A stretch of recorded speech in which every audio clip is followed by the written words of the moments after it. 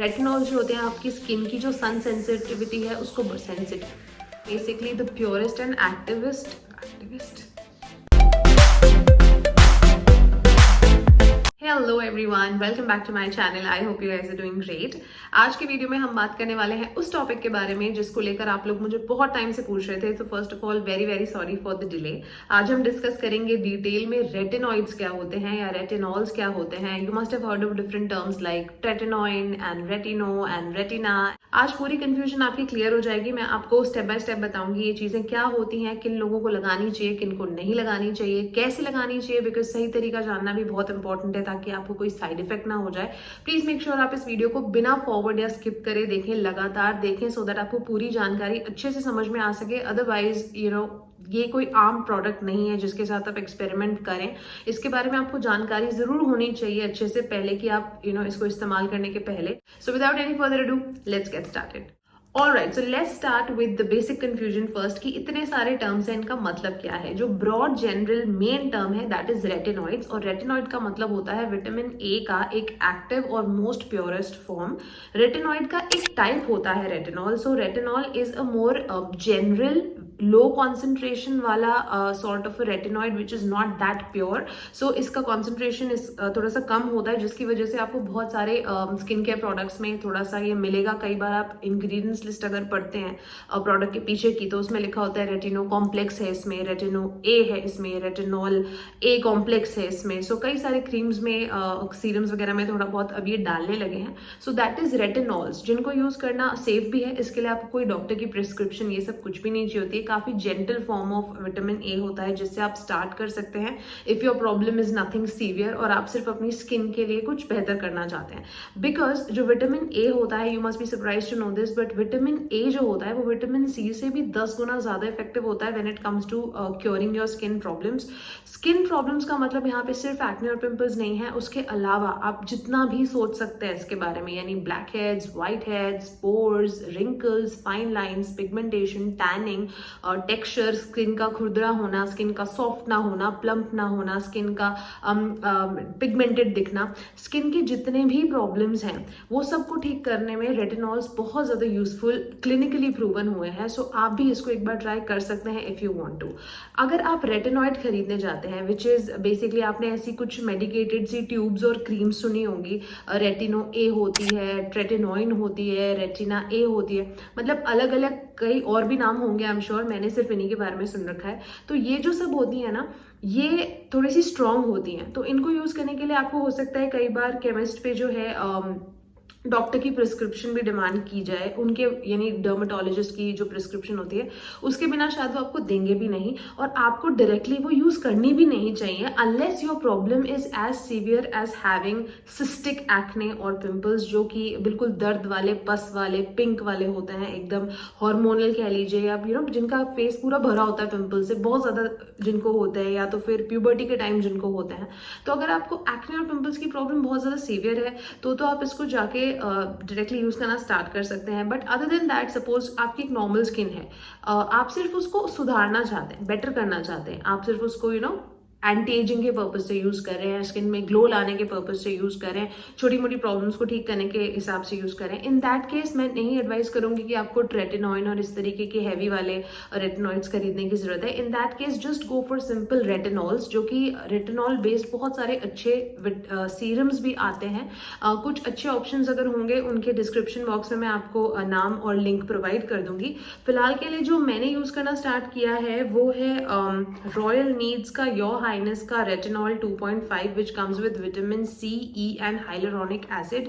इस तरीके का दिखाई देता है ये ना। ऑब्वियसली इससे बेहतर ऑप्शंस भी शायद मार्केट में हो सकते हैं, मैंने सिर्फ इसी के बारे में सुना था तो इसलिए मैंने इसी को यूज करना स्टार्ट करा है, मुझे सिर्फ इसी का एक्सपीरियंस है फिलहाल।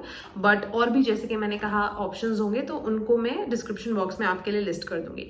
सो ये 2.5 है और इसमें विटामिन सी, ई और हाइलुरोनिक एसिड भी है। सपोज आप कोई दूसरा रेटिनॉल खरीदते हैं जिसमें विटामिन सी ना हो तो आप ये भी कर सकते हैं कि उस रेटिनॉल को यूज करें और उसके साथ कोई भी विटामिन सी सीरम यूज कर सकते हैं। तो जब आप दोनों का कॉम्बिनेशन यूज करेंगे तो आपकी स्किन इतनी फ्लॉलेस हो जाएगी आपकी स्किन को, मतलब आपको टाइम देना पड़ेगा, 3 से 4 महीने तो कम से कम लगेंगे, हो सकता है 6 महीने भी लग जाए डिपेंडिंग ऑन कि आपकी स्किन कितनी ज्यादा खराब है। लेकिन अगर आप विटामिन सी और विटामिन ए कंबाइन करके लगाएंगे तो आपकी स्किन के सारे प्रॉब्लम्स कम से कम 70 से 80% तक आराम से क्योर हो जाएंगे।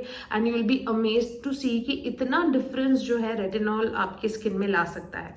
बट जैसे कि मैंने कहा, जानकारी पूरी होनी चाहिए। तो सबसे पहले आपने एक बात ध्यान रखनी है, ये एक क्रीम नहीं है जिसको आज लाए और रोज रोज लगाना शुरू कर दिया कि जल्दी असर हो जाएगा। आपने शुरू करने के पहले 2 बातों का ध्यान रखना है। सबसे पहली चीज, सबसे लोएस्ट कॉन्सेंट्रेशन परसेंटेज वाले रेटिनॉल से शुरू करें, which is usually 0.25 if I am not wrong. And उसके बाद जो है ये 0.5 भी जाता है, 0.75 भी जाता है, बट आपने वहां से नहीं शुरू करना, आपने 0.25 वाले से शुरू करना है। That is number 1। दूसरी चीज, ऐसा नहीं है कि अभी लाए और रोज रोज लगाना शुरू कर दिया। पहले जो है आपकी स्किन ना इससे यूज टू होने के लिए थोड़ा सा टाइम लेती है, तो पहले हफ्ते में आप इसको सिर्फ एक बार लगाएं। थोड़ा सा नोटिस करें कि आपको कुछ रिएक्शन वगैरह तो नहीं आ रहा है, यूजुअली नहीं ही आएगा, लेकिन स्टिल आप नोटिस करें। It is a kind of patch test. First week में सिर्फ आप एक बार लगाओ, अगर आपको सूट करता है तो आप दूसरे हफ्ते में जो है 2 बार लगाओ, तीसरे हफ्ते में आप इसको अल्टरनेट कर दो, और चौथे हफ्ते में आप इसको डेली लगा सकते हो, या फिर हफ्ते में 6 दिन लगा सकते हो, 1 दिन ब्रेक दे दो, ऐसे भी कर सकते हो। मतलब कंप्लीटली आपको करीब महीना भर आपकी स्किन को लग जाएगा to get use to this, and then you can वहां से जो है start using it regularly. But when you in the beginning आपने ये रोज नहीं लगाना है, आपको हफ्ते में 2 बार, 3 बार, 4 बार ऐसे करके इसकी फ्रीक्वेंसी बढ़ानी है। और आप कोशिश करें कि शुरू में आप सिर्फ एक सर्टेन एरिया पर लगाएं, मान लो एक चीक पर लगाएं, पूरे फेस पे नहीं लगाएं। इसको लगाने का भी ऐसा नहीं तरीका है कि पूरे फेस पे आप मसाज करे जा रहे हैं, थोड़ा तो आपने सिर्फ 4 to 5 ड्रॉप्स लेनी है एट द मैक्स। जो मैं फॉर्मूला फॉलो करती हूँ दैट इज 5 ड्रॉप्स, 2 चीक्स पे, चिन पे, नोज पे और यहाँ पे 5 ड्रॉप्स लगाती हूँ। वही जितना स्प्रेड हो सकता है उसी को मैं स्प्रेड करती हूँ, बहुत ज्यादा क्वांटिटी में लेके नहीं लगाती हूँ। इस तरह से आपने इसको शुरू करना है। नाउ ये जो है एक तरीके की केमिकल पीलिंग, जैसे हम स्किन क्लिनिक्स में करवाते हैं, जो स्किन ट्रीटमेंट कराते हैं वो लोग आपको स्किन पील ऑफ करते हैं, तो उससे आपकी जो नई स्किन है वो बाहर आती है, तो जो पिछली लेयर पे जो भी प्रॉब्लम्स दिखती थी वो सारी उतर जाती है, राइट। उसी तरीके का ये एक तरीका है। बट ऐसा नहीं है कि आपकी स्किन लिटरली पील ऑफ करेगी, आप ऐसे करके बाहर आ जाएगी पील ऑफ मास्क की तरह। थोड़ा सा माइल्ड वे में ये करता है। एंड व्हेन आई से chemical peeling, you know how it works is, हमारी जो स्किन है उसका जो नेचुरल रिन्यूअल साइकिल है दैट इज 30 डेज, यानी एवरी 30 डेज हमारी स्किन जो है रिन्यू होती रहती है। उस प्रोसेस को रेटिनॉल्स जो है 2 गुना या 3 गुना फास्ट कर देते हैं। That's the only point that I am trying to make. It's not कि आपकी स्किन पील ऑफ हो जाएगी, लेकिन आपकी स्किन जल्दी जल्दी रिन्यू करेगी। तो अभी ऊपर की लेयर पे आपको स्किन पे अगर ज्यादा कुछ प्रॉब्लम्स दिखते हैं तो वो जल्दी जल्दी क्योर होंगे अगर आप रेटिनॉल्स लगाते हैं तो। नाउ जो रेटिनॉल मैं यूज करी हूँ पिछले 2 महीने से वो है रॉयल नीड्स योर हाइनेस का रेटिनॉल 2.5%, जिसमें विटामिन सी, ई और हाइलुरोनिक एसिड है। ये एक deep wrinkle repair, skin lightening and whitening anti ageing serum है as per what the product says. इसमें 30 ml की क्वांटिटी मिल जाती है आपको, और इसका जो प्रिंटेड प्राइस है वो 999 है, बट अमेजोन का मैं आपको नीचे लिंक प्रोवाइड कर दूंगी। अभी ये डिस्काउंट पे चल रहा है, तो आई थिंक ये आपको आराम से 499 यानी कि 500 रुपए के आसपास तक ये मिल जाएगा, और इसमें आपको 30 ml की क्वांटिटी मिलती है।